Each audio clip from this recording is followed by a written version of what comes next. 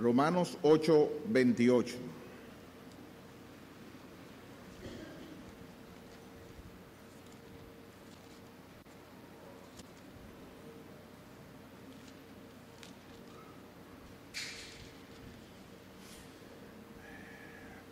Y pueden ser tan amables de ponerse de pie para que podamos descansar y a la vez. Romanos 8:28. Dice la palabra de Dios. Y sabemos que a los que aman a Dios, todas las cosas les ayudan a bien. Esto es, a los que conforme a su propósito son llamados. Esto es palabra de Dios. Oremos. Soberano, no tenemos con qué pagar tu inmensa misericordia al poner a Jesucristo como propiciación por nuestros pecados. ¿Quiénes éramos nosotros, sino perdidos, errantes, sin esperanza y sin ti en este mundo? Pero gracias por Jesucristo, gracias por tu gran amor. No tenemos, oh Padre, con qué agradecerte todos los favores recibidos de tus manos. Y ahora, oh Señor, como pues tu misericordia es tan grande, háblanos a través de tu palabra, que ella pueda hablar a nuestros corazones y llevarnos a Cristo. En el nombre de Jesús te lo pedimos. Amén. Gracias, pueden sentarse.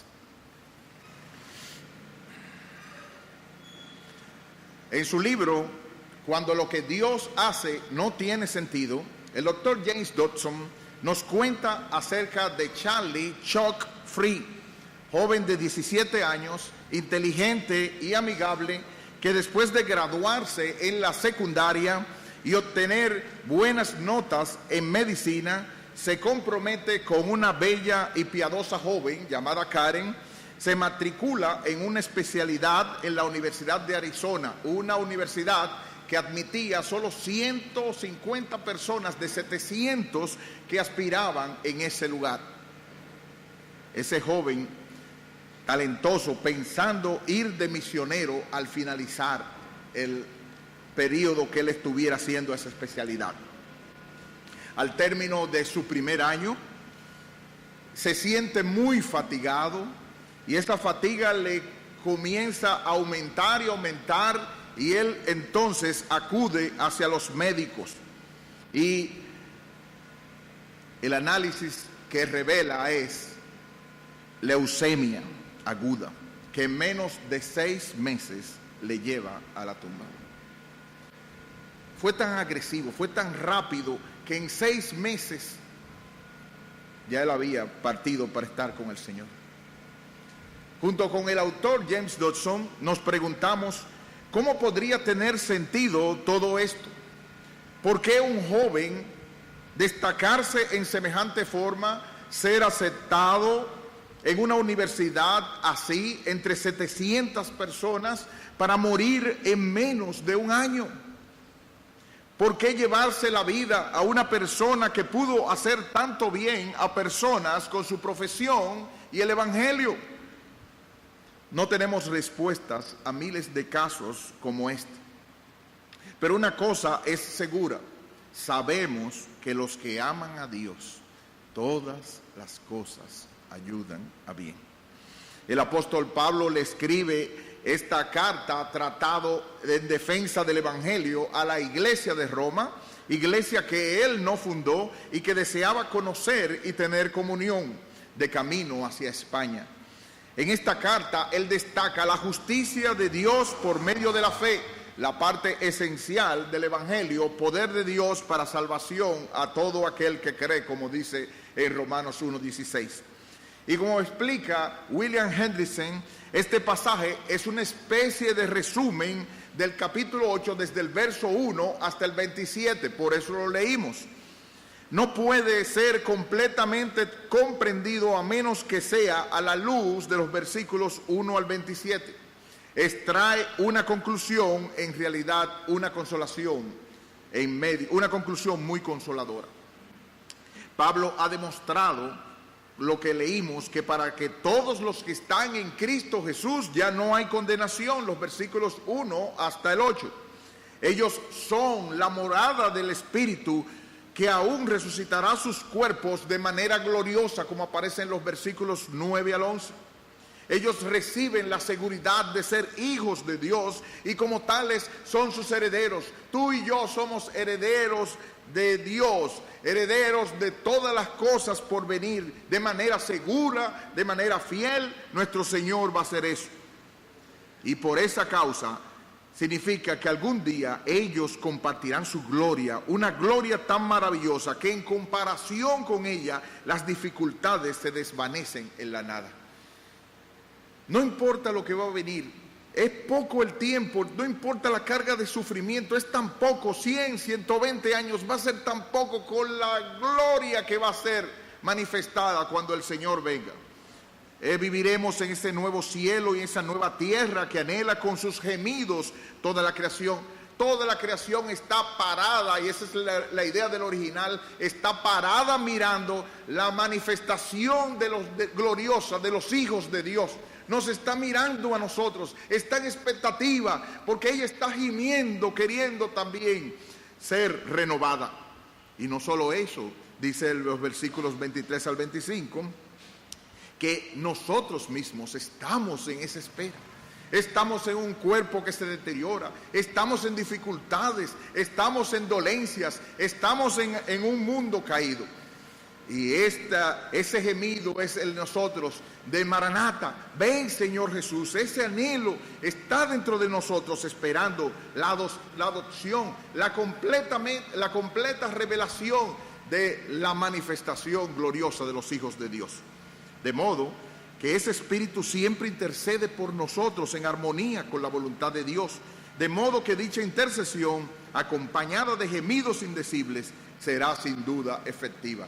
Y es por eso, y solo por eso, porque somos hijos de Dios, porque somos escogidos de Dios, entonces sabemos, como dice el versículo 28, que los que aman a Dios, todas las cosas obran para bien, todas las cosas les ayudan a bien.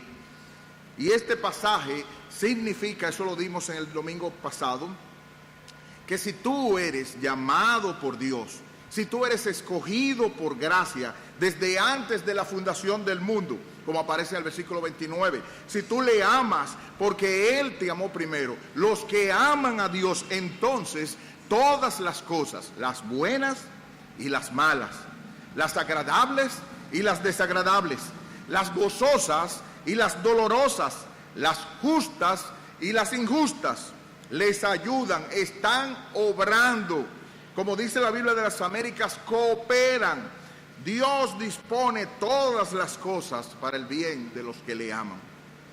Y tomando las ideas del libro Consolación Divina de Thomas Watson, nosotros sabemos que la idea principal del pasaje es, como dice el versículo 17 de Romanos, que existe un tipo de aflicción que tiene que ver con las aflicciones por causa de Cristo. Dice el versículo 17, y hijos también herederos, herederos de Dios y coherederos con Cristo, si es que padecemos juntamente con Él, para que juntamente con Él seamos glorificados.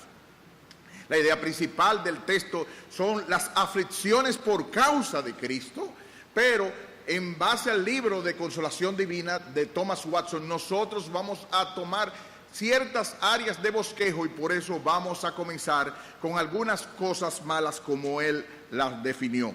Así que, ¿cómo las cosas malas nos ayudan a bien? En punto de vista especial de las aflicciones. Y yo te pregunto, ¿tú crees de todo corazón que todo lo que estás atravesando, Dios lo utiliza para tu bien? Oh alma probada, no desmayes, solo confía. Dios sabe lo que hace y Dios está en control. Así que tomando esas ideas, diremos solo hoy tres formas en que las cosas malas, las aflicciones, las adversidades, incluso parte de los acontecimientos difíciles que nos acontecen ayudan a bien. ¿Cómo esas cosas obran para bien? cómo esas juntas producen un bien y cómo podemos sacar cosas buenas de cosas malas. Dios es un excelente alquimista y Dios hace de una manera tan mágica que las cosas de los que aman a Dios obren para bien. Así que, en primer lugar, cómo esas cosas desagradables, dolorosas, obran, cooperan para mi bien. En primer lugar, las aflicciones obran para nuestro bien al enseñarnos lo que es el pecado. Las aflicciones nos ayudan a bien al enseñarnos lo que es el pecado.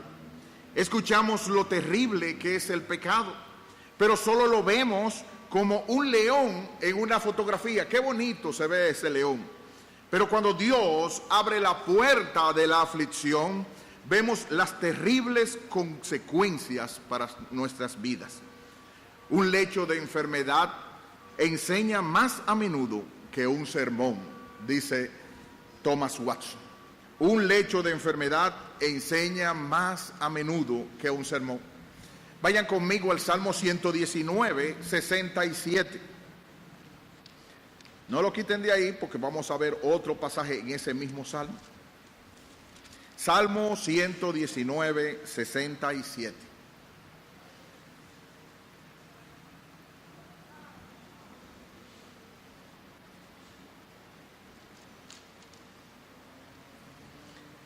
Antes que fuera yo humillado, descarriado andaba, mas ahora guardo tu palabra.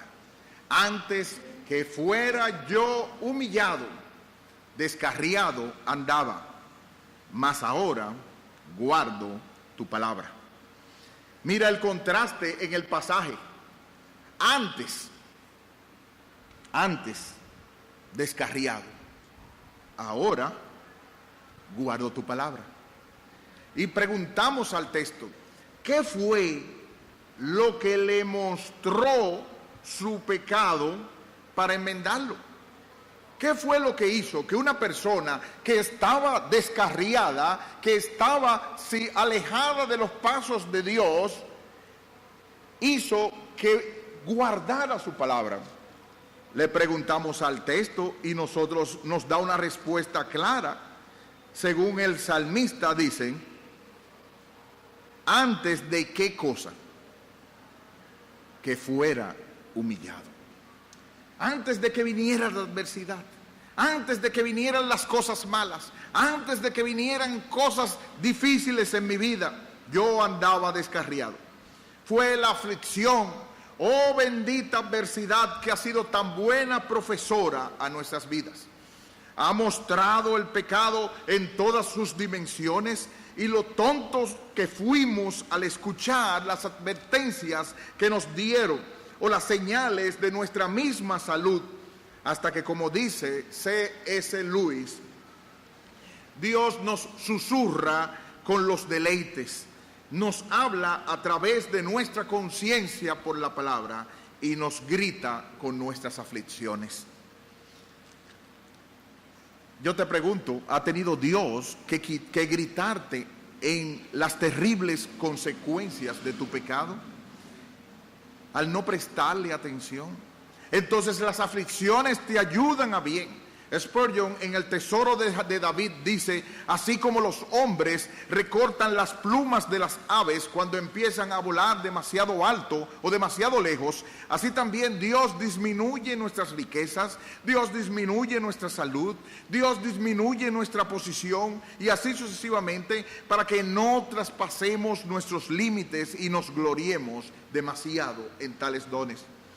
Hay multitudes que son afligidas por Dios con ceguera natural para que puedan obtener visión espiritual. Y los que se hallan bajo enfermedades y debilidades del cuerpo, de todas clases han sufrido en esta vida terrenal, haciendo acopio en cambio de gloria y honor e inmortalidad. Por medio de la aflicción, Dios aparta el pecado que Él aborrece del alma al cual ama. ¿Lo ves, hermano? Dios está obrando, y una de las formas que Dios hace para gritarte, para observar la conducta y las consecuencias del trabajo que Él está haciendo a ti, es mostrarte por medio de la aflicción las terribles consecuencias del pecado. Vamos a 1 Timoteo 5, 24 al 25.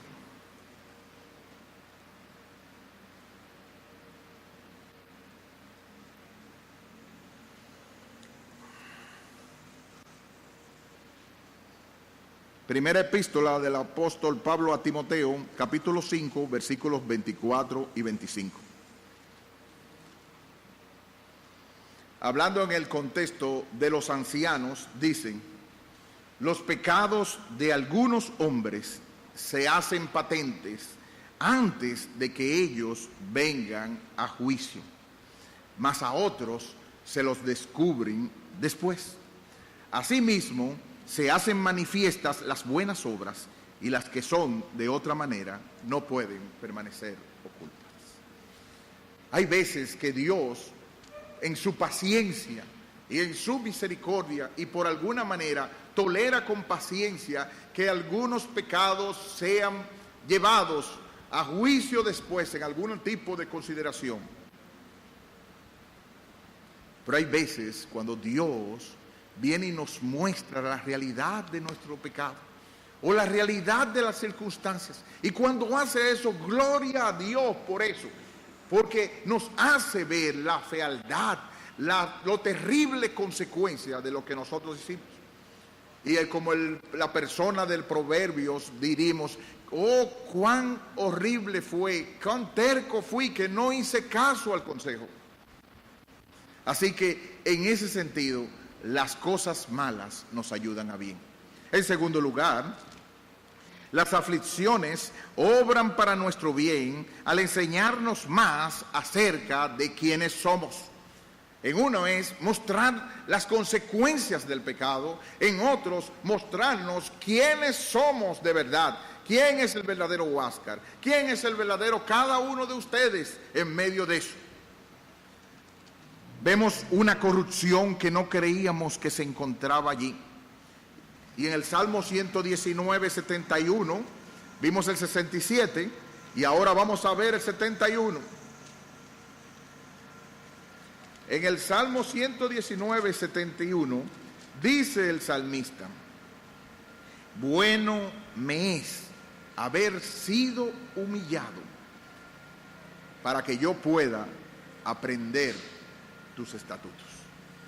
Él mismo reconoce que fue bueno que pasara esa adversidad, que fue bueno que le hubiese sido humillado, que fuera bueno que le aconteciera esa situación desagradable para que él pudiera aprender de sus estatutos. Lo peor que nos ocurre a nosotros es mejor para nosotros que lo mejor para el pecador. La enfermedad me enmienda, la pobreza me enriquece, la debilidad me da fuerzas. Y con San Bernardo de Seo dice un autor: oh Señor, entra en ira contra mí. Qué necios somos pues al fruncir el ceño, al enojarnos ante nuestras aflicciones. Estas, por acerbas, por difíciles que sean, son nuestros mejores amigos. No las recibimos para nuestro placer, sino para nuestro beneficio. El que lleguen merece que les demos la bienvenida. ¿Qué nos importa lo amarga que sea la porción a beber si nos trae la salud?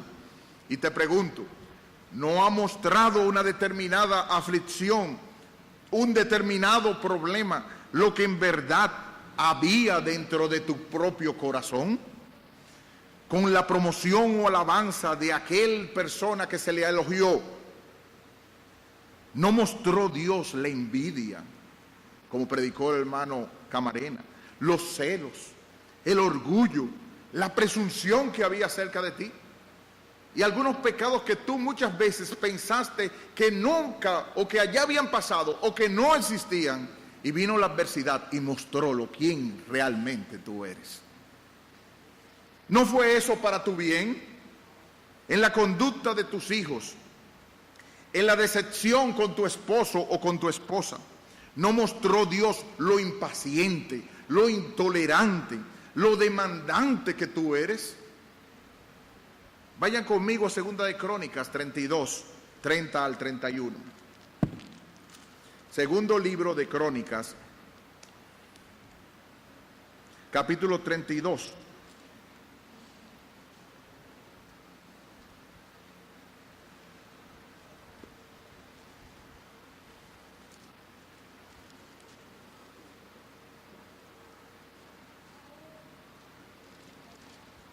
Este es el rey Ezequías. Este es el rey grande, un rey muy famoso, un hombre de Dios, un hombre que seguía a Dios de todo corazón. Pero miren cómo dice el versículo 30 y 31, alabándolo primero y mostrando el segundo lugar. Versículo 30 dice: este Ezequías cubrió los manantiales de Gihón, la de arriba, y condujo el agua hacia el occidente de la ciudad de David. Y fue prosperado Ezequías en todo lo que hizo. Un hombre conforme, un hombre que amaba a Dios, un hombre que seguía a Dios y un hombre que hizo de los mejores instrumentos de guerra en los tiempos de Israel. Un hombre que de verdad hizo todavía el estanque de la fuente de Siloé, que entra el agua por debajo, fue preparado en el tiempo de él. Un hombre de verdad excepcional. Pero miren lo que dice el versículo 31. Mas en lo referente a los mensajeros de los príncipes de Babilonia, que enviaron a él para saber del prodigio que había acontecido en el país, Dios lo dejó para probarle, para hacer conocer todo lo que estaba en su corazón. Llegaron unas personas invitadas de Babilonia porque él se había mejorado y hubo un prodigio de echar el sol para atrás. ¿Y saben qué hizo Ezequías? Yo creo que Ezequías era dominicano.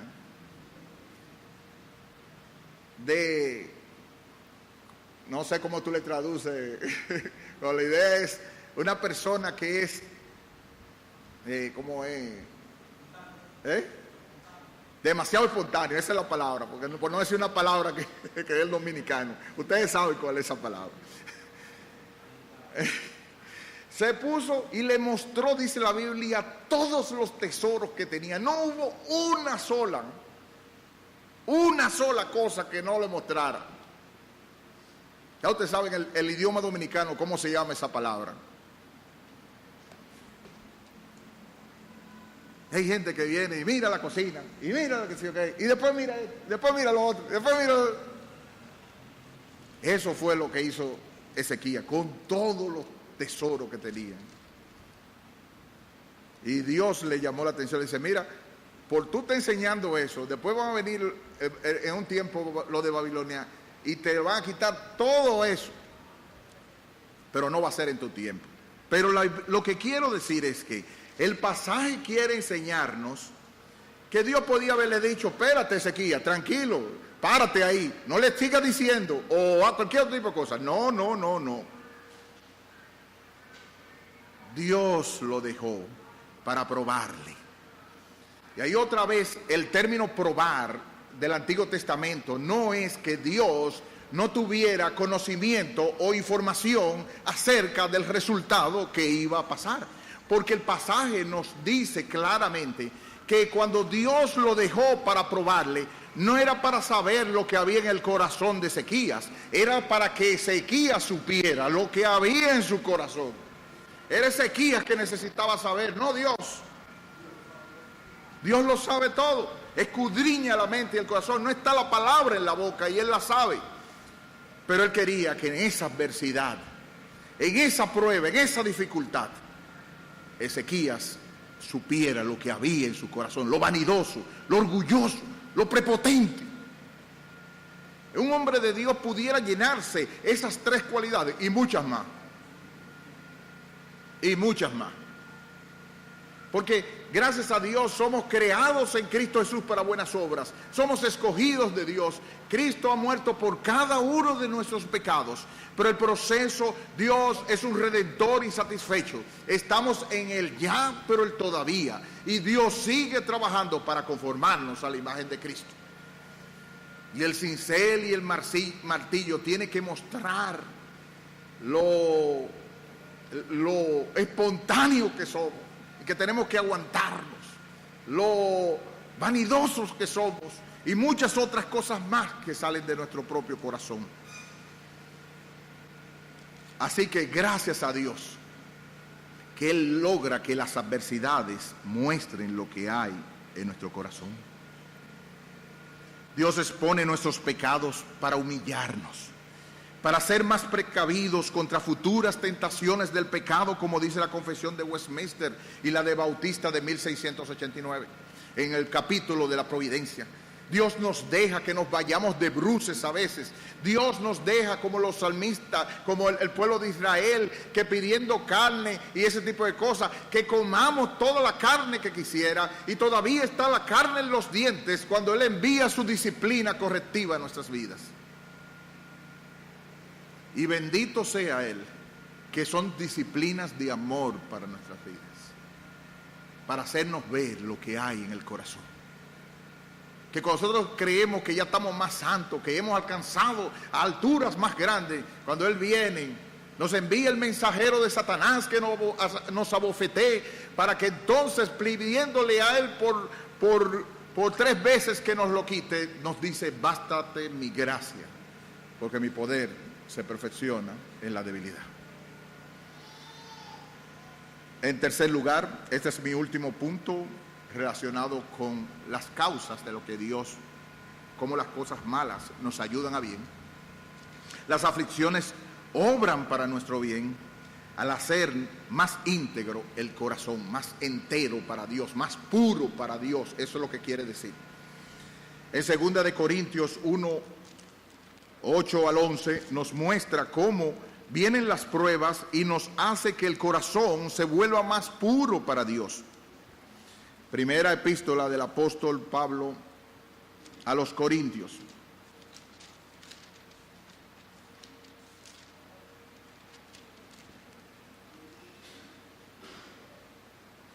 Pero 2 Corintios, capítulo 1, versículos 8 al 11. 2 Corintios 1, 8.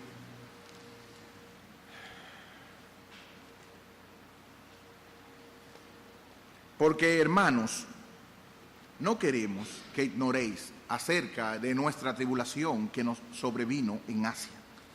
¿Qué fue lo que le vino en Asia? Tribulación.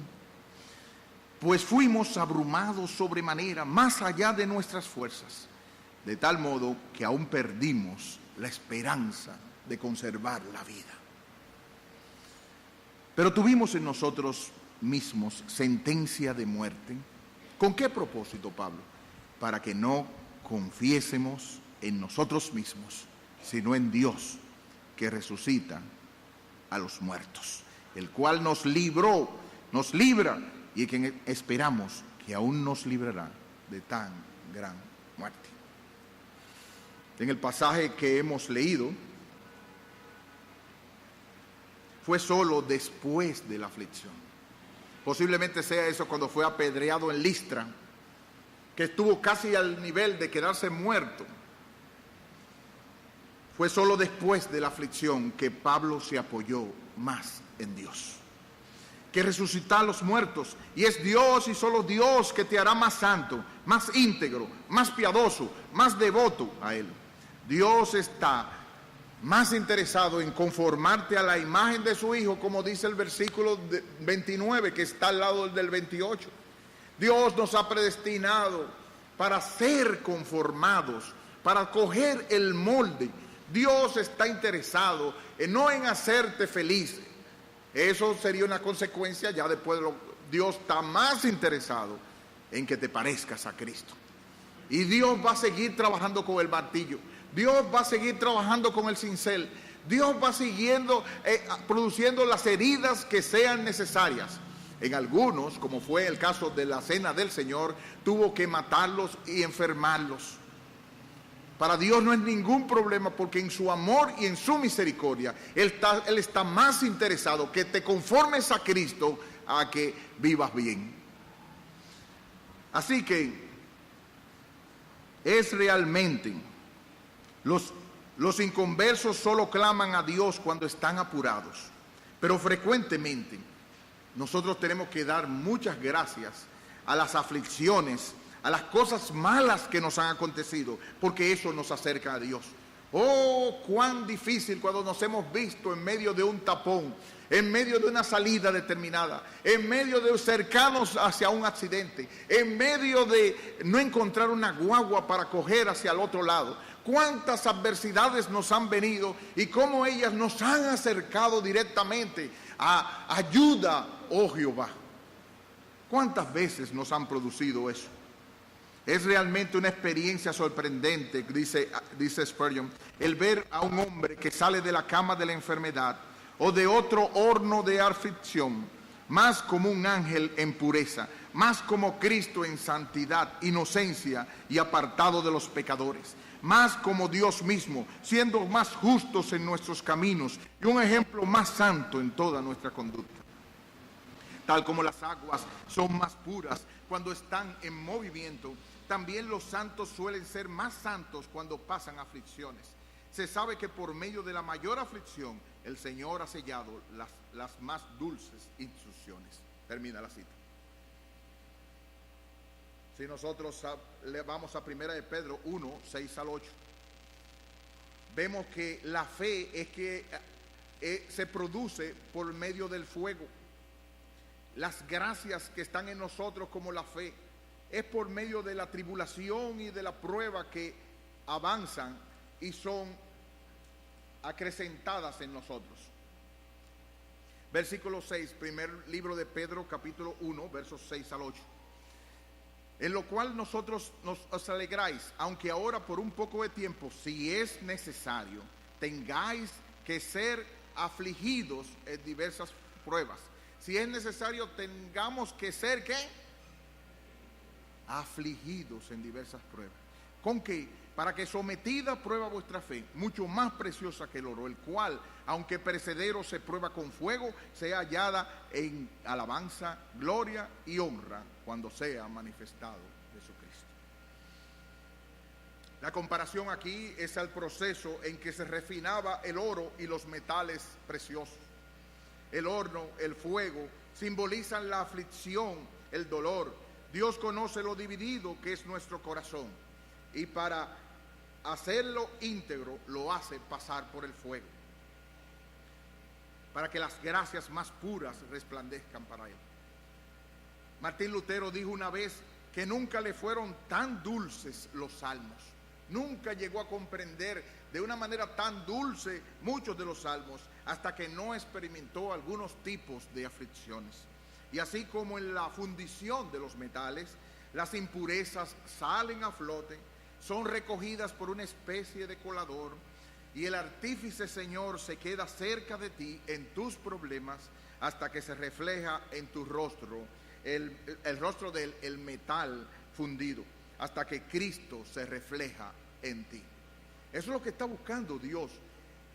¿Por qué me está pasando eso a mí? Es lo que Dios está utilizando para que reflejar a su Hijo en ti, en esa aspereza, en esa forma tuya, en ese dolor, en esas circunstancias. Es Dios que está trabajando con el fuego. Él está subiendo la temperatura en muchas de las cosas que están pasando. Satanás está obrando, el mundo está obrando, pero Dios está haciendo como un gran alquimista que todas las cosas obren para tu bien.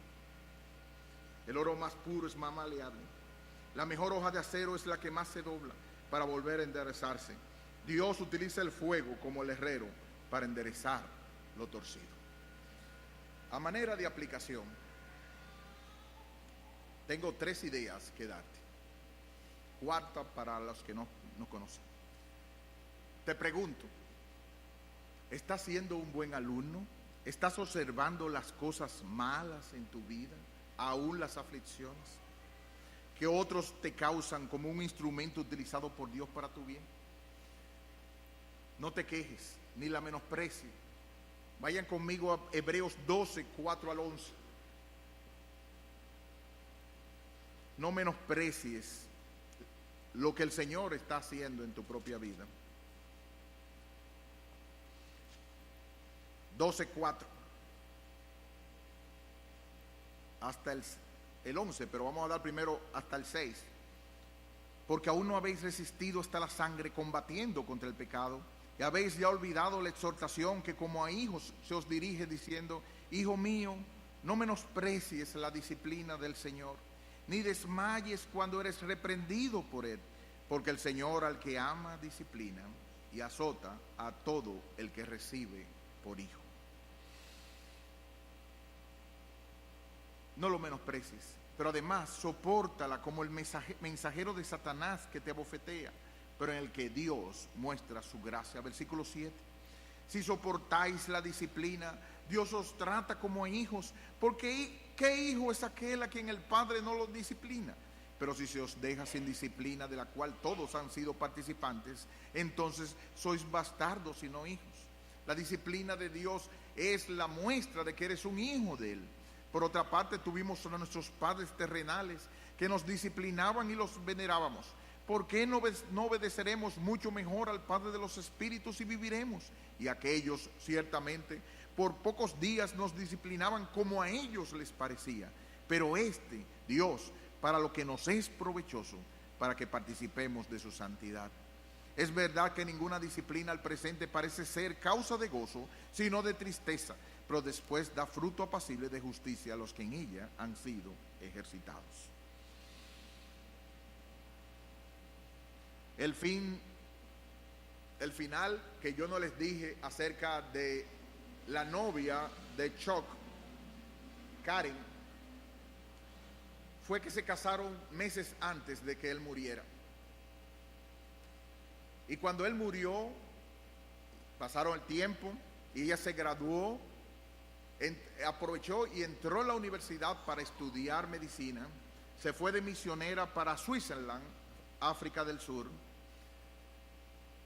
y allá pasó el tiempo sirviendo al Señor en la obra misionera. Ahora yo me pregunto, nosotros no sabemos, es como un tapiz que por aquí abajo no se ve, del otro lado es que se ve la forma. ¿Tendría que haber muerto Chuck de la manera como le pasó para que ella fuera misionera? Yo no sé. Solo Dios lo sabe. Lo que sé que como Job 1, 21, 22, Jehová dio y Jehová quitó, sea el nombre de Jehová bendito. En segundo lugar, cuando Dios muestre tu andar o tu pecado en una providencia aflictiva y revele lo que hay en tu corazón, no es la ocasión para justificar tus pasos. No es para decir que soy así, ni que mi familia es así, ni que yo soy así y que realmente tienen que aceptarme así. Eso no es. Dios está mostrando lo que hay en tu corazón. Vamos a Lamentaciones, capítulo 3.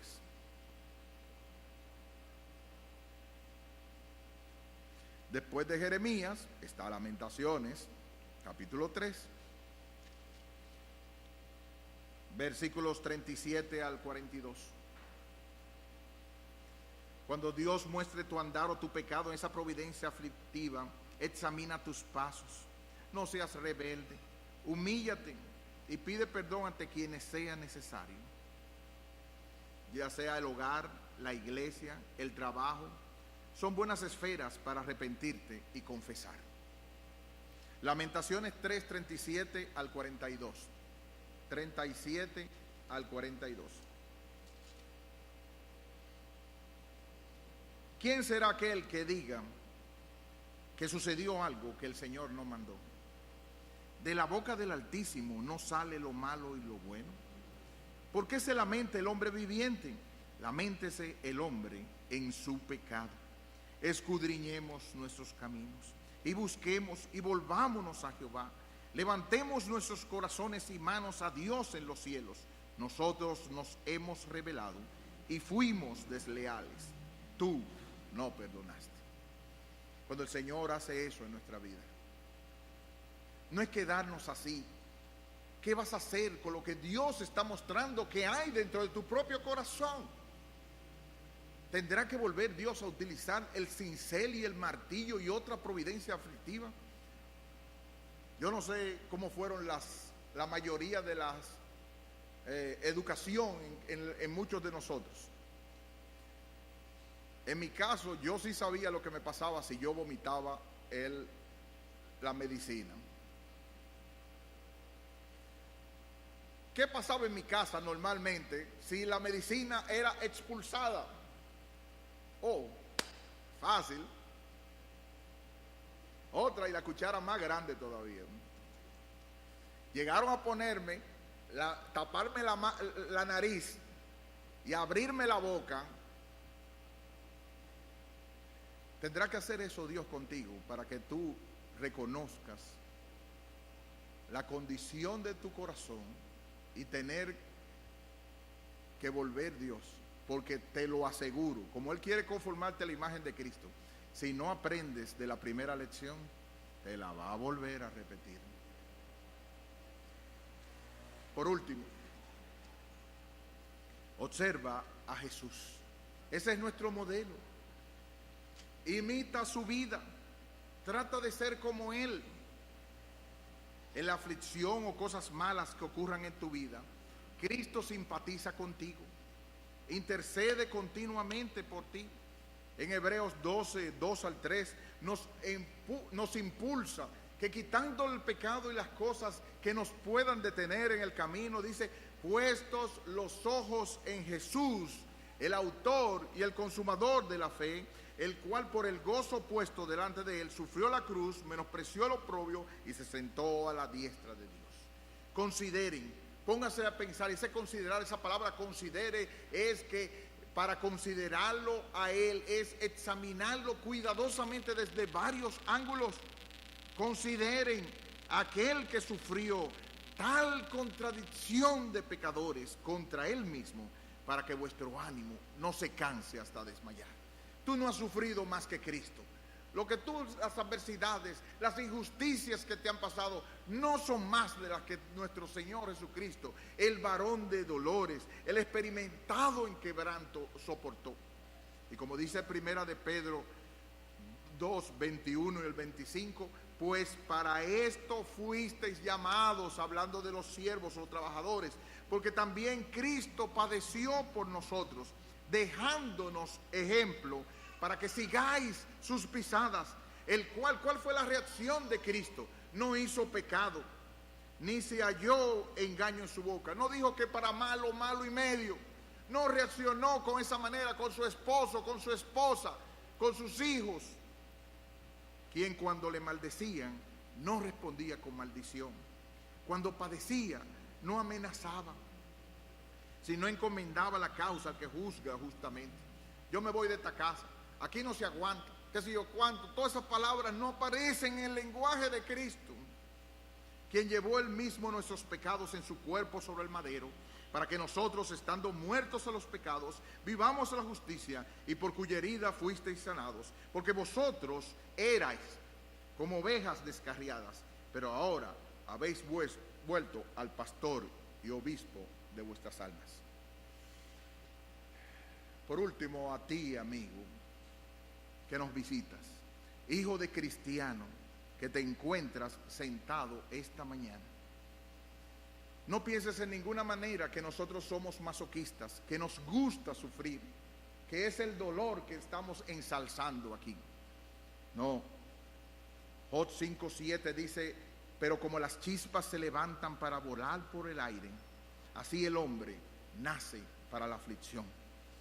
Tus aflicciones son el clamor de Dios llamándote a salvación.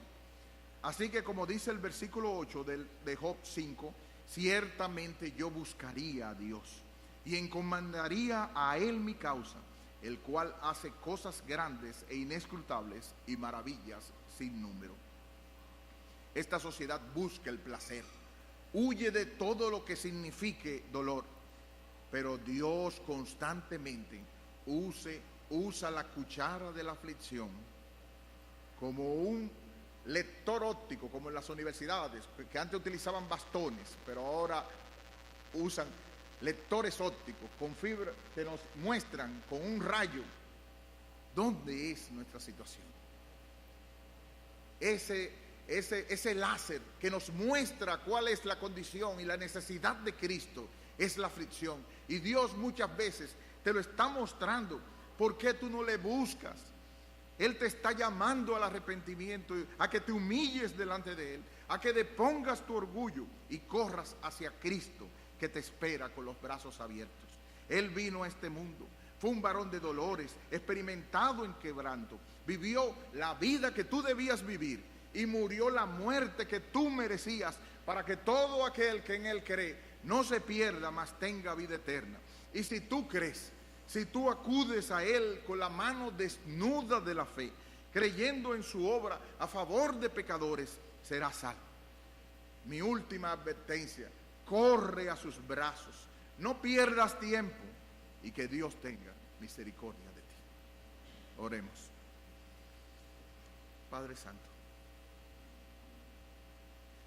bueno nos es haber sido humillados para aprender tus estatutos. Te hemos dado muchas gracias por nuestras flores, pero también te damos gracias por nuestras espinas. Gracias porque tú las has utilizado para mostrar las consecuencias de nuestros pecados, para mostrar cómo nuestro corazón es, cuán terrible y torcido muchas veces va detrás de ti. Y como el apóstol Pedro decimos: Señor, tú lo sabes todo, tú sabes que te amamos. Muchas gracias por las bendiciones, los dones que nos ha hecho resaltar las aflicciones en nuestra vida, como ha sometido a prueba nuestra fe, ha salido de mayor ganancia, y así otras gracias, todas por la gracia y la misericordia de nuestro Señor y Salvador Jesucristo. Es por Él que somos lo que somos, y su gracia no ha sido en vano para con nosotros. No a nosotros, oh Jehová, sino a tu nombre da gloria. En el nombre de Jesús te lo pedimos.